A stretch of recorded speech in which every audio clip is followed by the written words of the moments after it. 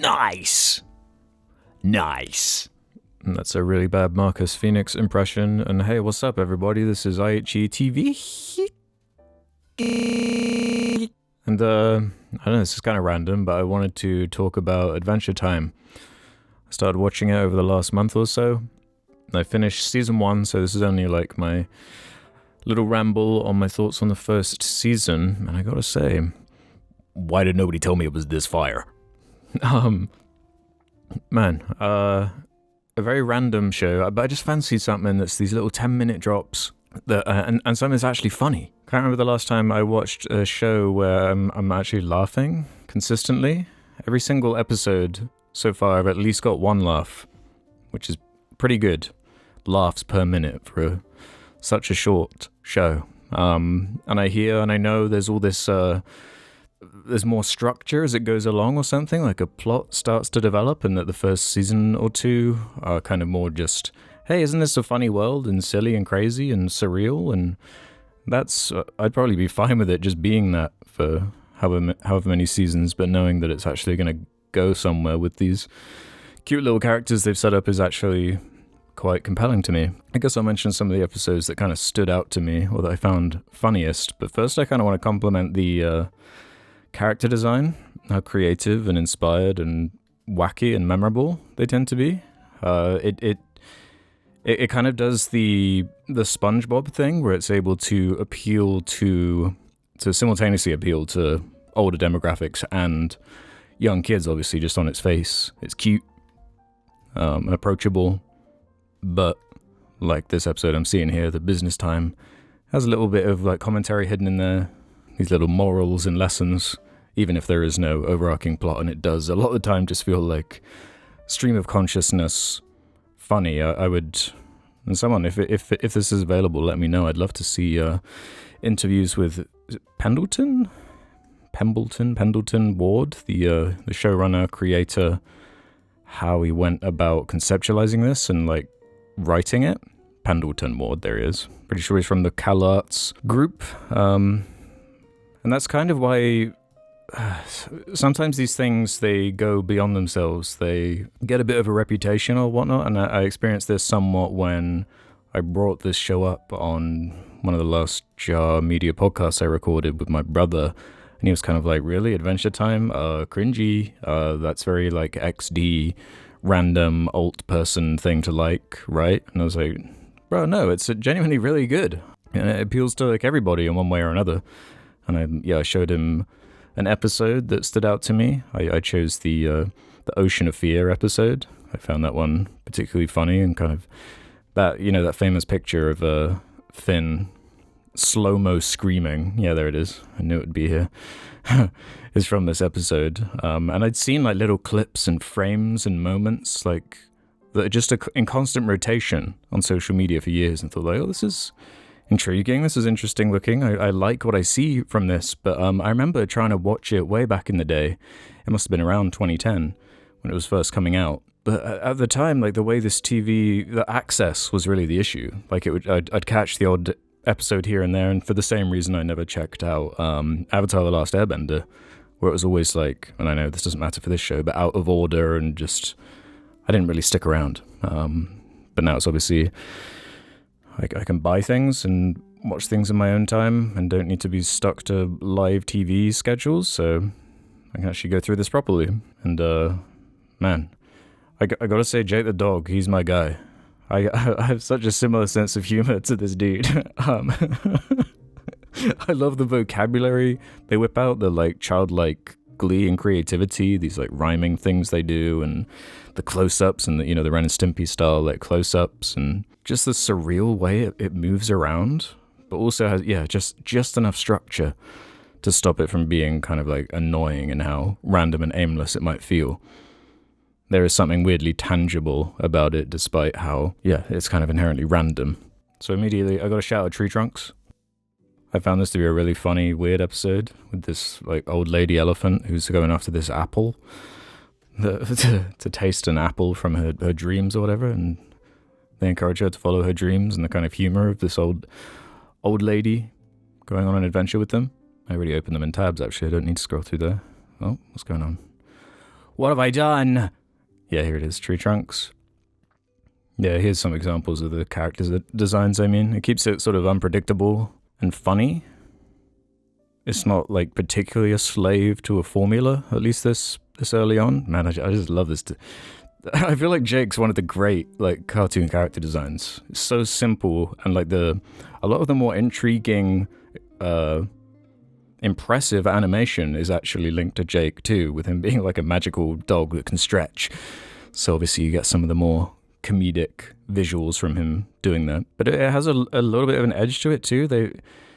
They say, like, some of the vocabulary, like babes. I was talking about babes and some more kind of, I guess, adult themes. I don't know if it really would be that appropriate, actually, for the young of the young, the youngest of the young. More sort of, I don't know, like 10 and up, maybe? I don't know, I don't have kids, I have no clue. Yeah, this was a funny episode, the Enchiridion, where they're, like, going after this handbook thing. The way these weird, like, jokes, like, they seem like a one-off, like, gag, like these three, he, like, rescues them or something, but then they, like, go around killing old ladies or something. It's so, like, wacky to describe, even. This episode really stood out to me with, it's the Star Trek fellow who cameoed as George Takei is this, like, heart that comes out of the Ice King. I want to say Ice Queen for some reason, maybe that comes later. But again, like, the way they draw these faces for all these, like, close-ups and just comedy value of it.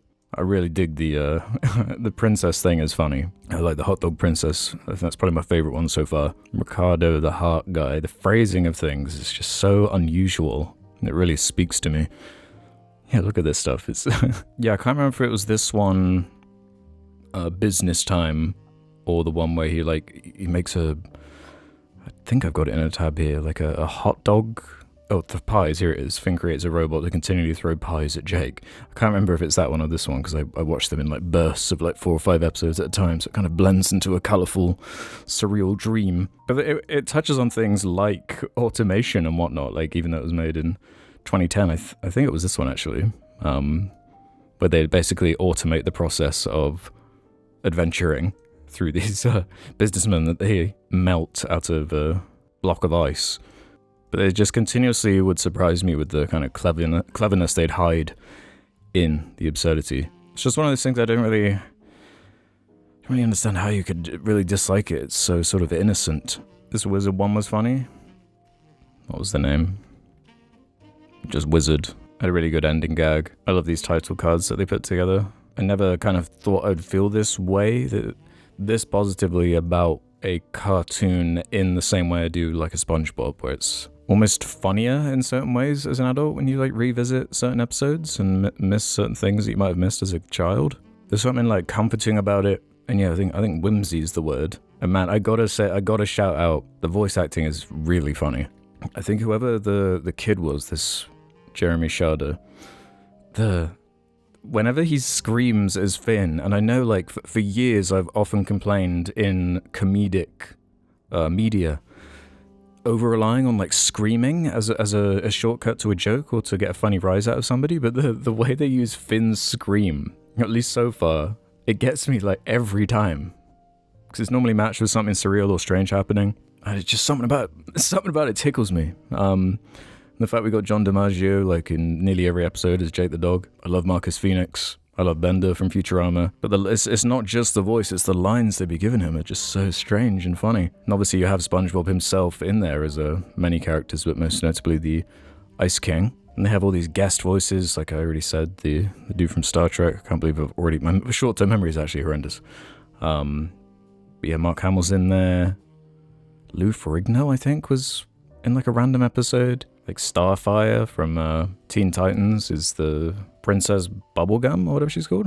Yeah, I don't really have anything deep to say, because I don't think there really is much deep outside of the kind of joy of watching the character designs and the funny jokes that they whip out, without just listing them off on end. I'll go through a couple more of my favorite episodes from this season so far.